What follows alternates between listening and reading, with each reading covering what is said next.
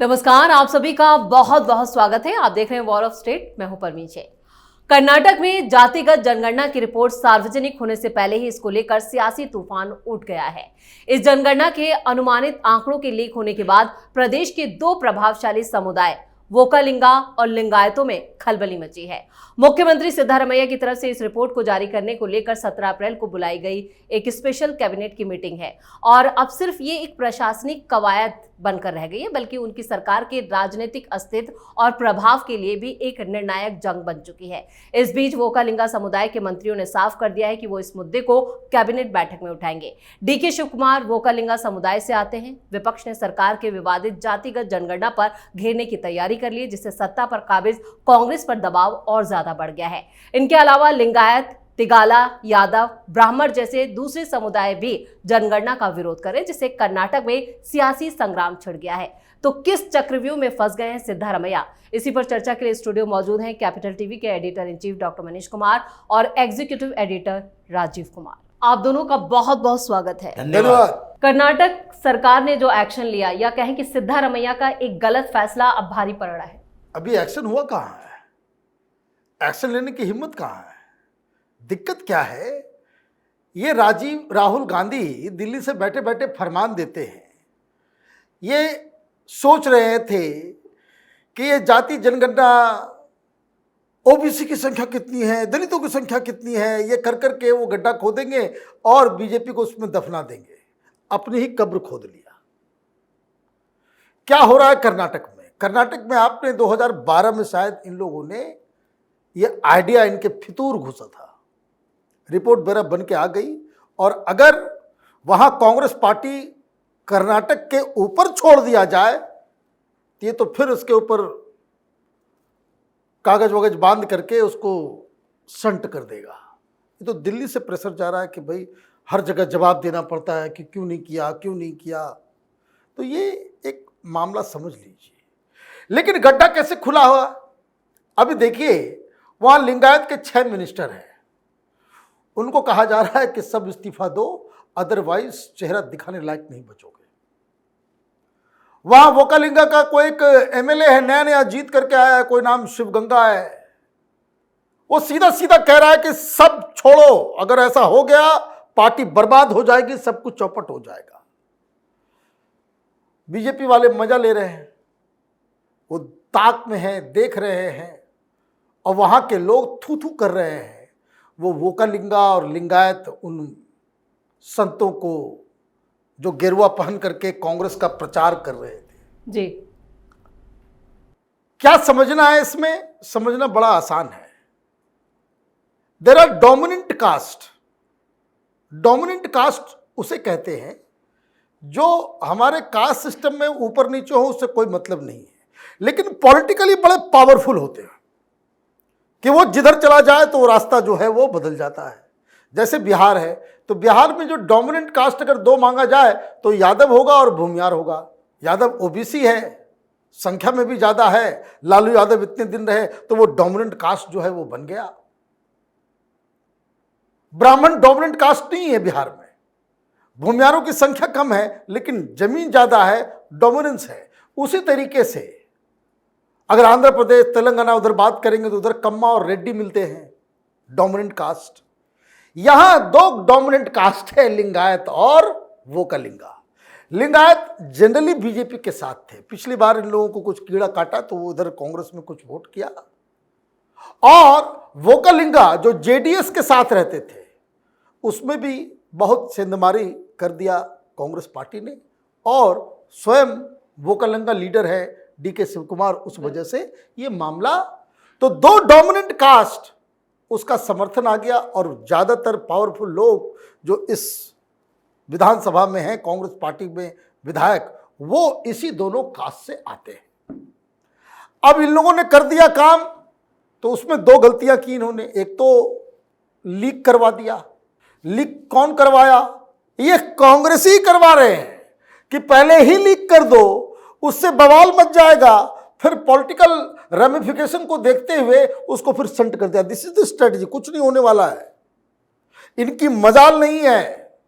अगर इन्होंने कोई एक्शन ले लिया उस रिपोर्ट के ऊपर, ये पार्टी अभी टूटेगी, अभी ये खत्म हो जाएगा और डीके शिव कुमार जो है फिर तोड़ फोड़ करके वो पता नहीं क्या करेंगे। खेल तो जानते ही हैं कर्नाटक में क्या होता है। तो ये एक हुआ।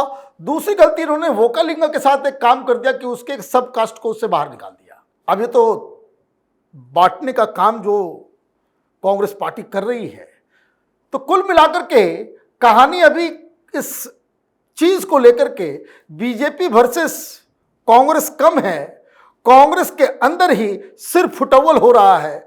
17 तारीख की बैठक बता रहे हैं, कल ये लोग क्या करेंगे नहीं करेंगे, कल शाम तक जो है एक अलग खबर कर्नाटक से आ जाएगी। बिल्कुल, 17 अप्रैल को स्पेशल कैबिनेट की बैठक बुलाई गई, लेकिन उससे पहले डीके शिव कुमार की जो बैठक हुई है उसके क्या मायने? देखिए, डीके शिव कुमार सिर्फ बैठक नहीं कर रहे, वहां पर अलग अलग कम्युनिटी के नेता बैठक कर रहे हैं, क्योंकि वोक्कालिगा और लिंगायत की बात चल रही है। इन दोनों का डोमिनेंस है पॉलिटिक्स में, कांग्रेस में भी है। अभी दोनों समुदाय की बात करें तो लिंगायत के 37 अभी विधायक हैं कांग्रेस के अंदर, 136 में से 37 विधायक ये लिंगायत समुदाय के हैं कांग्रेस के अंदर।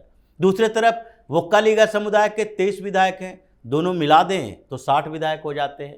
और वोक्कालिगा समुदाय से बड़े नेता हैं कांग्रेस पार्टी के अंदर डीके शिव कुमार, जो सारा खेल कर रहे हैं वो वोक्कालिगा लीडरों से मुलाकात कर रहे हैं और विधायक मंत्री जितने लोग हैं उनसे मुलाकात करके कह रहे हैं कि ये सिद्धारमैया का नया कांड है।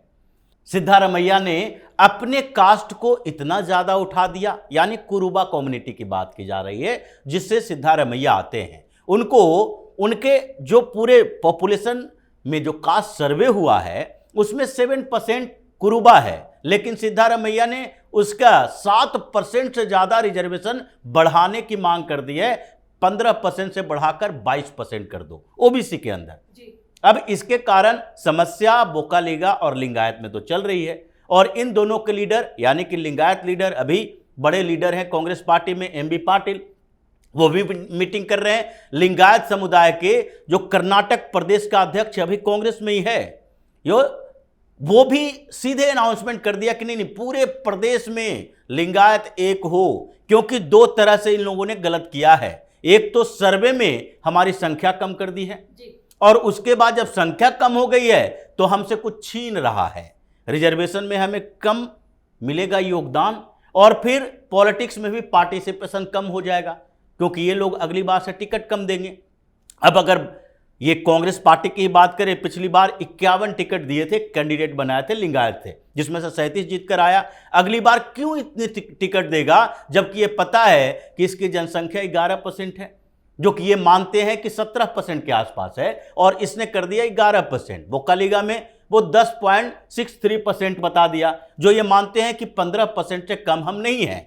1 करोड़ से ज़्यादा पॉपुलेशन बता रहे हैं ये लोग। तो इसलिए पहले तो सर्वे के आंकड़ों में खेल हो गया है, जिसके कारण हंगामा चल रहा है। दूसरे तरफ अगर इन दोनों समुदाय से अलग देखें तो वहां पर एक दलित अपराइजिंग चल रहा है और दलित लीडर एक साथ बैठ रहे हैं। पिछली बार सिद्धारमैया ने कुछ दलित मंत्रियों को अपने पास बुलाया था, जिसमें जी परमेश्वर भी थे, राजन्ना भी थे, ये सतीश जारकिहोली भी थे। इन लोगों ने मीटिंग की थी। अब इन लोगों की डिमांड अलग है कि एसटी एससी की जनसंख्या, एससी 18% बताया गया और एसटी 7% बताया गया। अब ये लोग कह रहे हैं हम तो 25% है भाई, तो हमारा प्रतिनिधित्व ऐसे रहेगा, ये छोटे मोटे मंत्रालय से काम नहीं चलेगा, हमको भी मुख्यमंत्री बनाओ, और नहीं बनाओगे तो हम अलग रास्ता देखेंगे।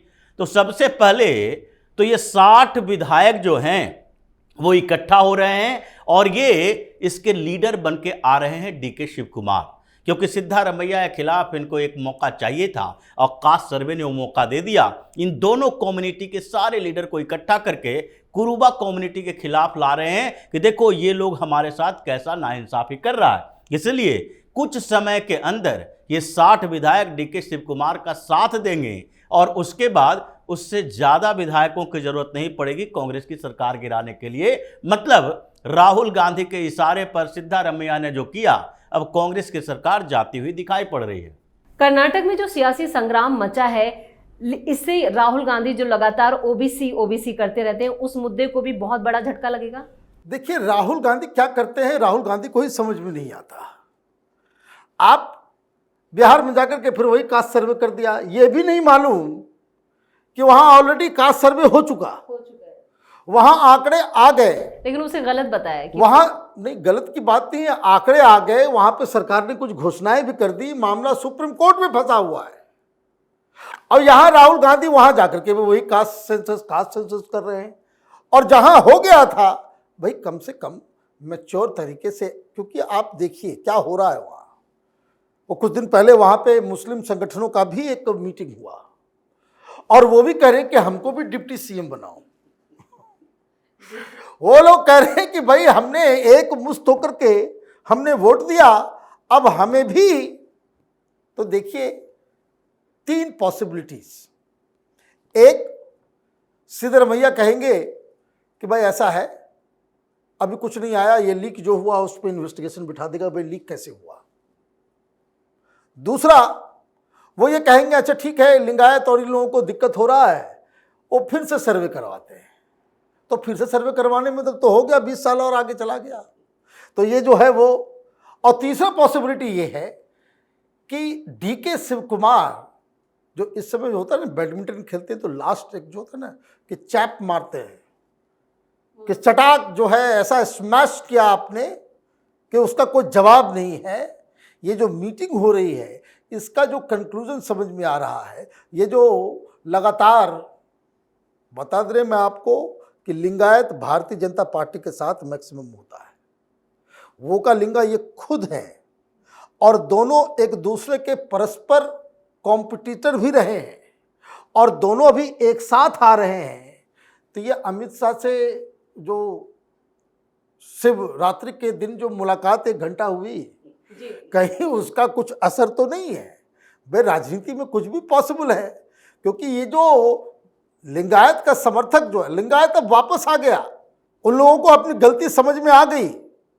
तो ये जो लिंगायत और वोकालिंगा मिलकर के वो कहते हैं ना कि ऐसा अचानक से पलट के ऐसा विनिंग पॉइंट मारे कि वहाँ की सरकार से, ये कांग्रेस की आदत है, जहाँ चुनाव जीत के आते हैं, जहाँ हारते हैं वहाँ तो सरकार बनती नहीं है, और जहाँ जीत के आते हैं वहाँ 5 साल ये चला नहीं पाते हैं। राहुल गांधी का ये रिकॉर्ड लगता है वो दोहराने वाला है कर्नाटक के अंदर।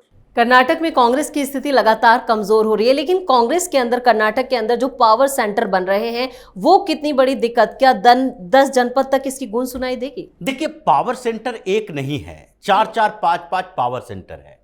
उन सबको ऑर्गेनाइज कैसे किया जाए, वो एक लीडर तैयार हो रहे हैं कि 1-2 लोगों को मिला लें। जैसे दलित नेताओं की बात की, अब जी परमेश्वर हैं, वो भी बार बार करें, होम मिनिस्टर हैं, भाई हम मुख्यमंत्री बनना चाहते हैं, पहले डिप्टी सीएम भी बन के रह चुके हैं, और वो दलित लीडर भी हैं। जरकी होली यहाँ आए थे तो उन्होंने मुलाकात की थी किनसे? देवगौड़ा साहब से।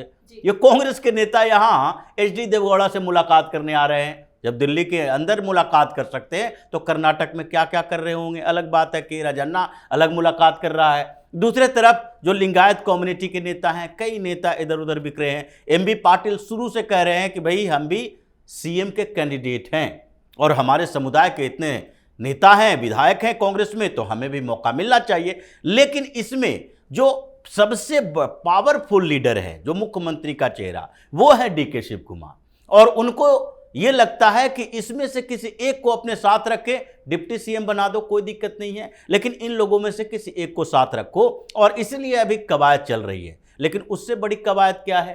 क्योंकि अभी जैसा डॉक्टर साहब ने कहा कि मुसलमानों का खेल भी चल रहा है, रिजर्वेशन बढ़ाने की बात हो रही है। इन लोगों ने कास्ट सर्वे में, मुस्लिम कास्ट सर्वे भी किया और उसमें कहा कि नहीं भाई ये 12% से ज़्यादा है, तो 4% जो हम कह रहे थे पहले रिजर्वेशन मुसलमानों के लिए, उसको बढ़ा के 8% किया जाएगा। और OBC की जनसंख्या 70% हो गई है, तो ये 32% रिजर्वेशन से काम नहीं चलेगा, 51% करेंगे। खैर, ये मामला तो सुप्रीम कोर्ट में जाएगा, उसी तरह धाराशायी होगा जैसे बिहार वाला हुआ। लेकिन इस बीच जो परिस्थितियां बनी है कांग्रेस के अंदर, ये कास्ट सर्वे पर अब ये इतना माथा पच्ची जो करते रहे, लेकिन सबको समझ में आ गया कि 7% पॉपुलेशन वाला लीडर सिद्धारमैया कब तक कांग्रेस पर कब्जा किए रहेगा, फूट डलवा के। दलित नेताओं को अपने साथ रखो, कुछ लिंगायत नेताओं को अपने साथ रखो, इसलिए सब एकजुट हो रहे हैं सिद्धारमैया के खिलाफ और रेजिग्नेशन देना पड़ेगा या DK शिव कुमार अपना खेल शुरू कर देंगे। चलिए, इस तमाम जानकारी के लिए और सटीक विश्लेषण के लिए आप दोनों का बहुत बहुत धन्यवाद। धन्यवाद। कर्नाटक में कांग्रेस पूरी तरह से एक्सपोज हो चुकी है। दरअसल जिस सर्वे के आधार पर यह रिपोर्ट बनी है वो 2015 में किया गया था। कांग्रेस के कुछ नेता मानते हैं कि अब नए आंकड़ों की जरूरत है और किसी पूर्व सुप्रीम कोर्ट जज की अध्यक्षता में नई कमेटी बनाकर पूरे आरक्षण ढांचे की समीक्षा होनी चाहिए। और इस पूरे मुद्दे के बीच राहुल गांधी की राष्ट्रीय स्तर पर ओबीसी और वंचित वर्गों के लिए चल रही मुहिम को भी बड़ा झटका लग सकता है। जहां एक तरफ गांधी इसे कांग्रेस की वापसी का आधार बना रहे हैं, वहीं अंदरूनी कलह पार्टी की रणनीति पर सवाल खड़े कर रही है। जरूरी यह है कि क्या कांग्रेस इन आंकड़ों को अपने पक्ष में मोड़ पाती है या फिर यह मुद्दा उसके लिए एक नया राजनीतिक संकट बन जाएगा। इस खास शो में इतना ही। वीडियो कैसा लगा कमेंट करके अपनी राय जरूर दें। वीडियो को लाइक करें, शेयर करें और कैपिटल टीवी को सब्सक्राइब जरूर करें। धन्यवाद।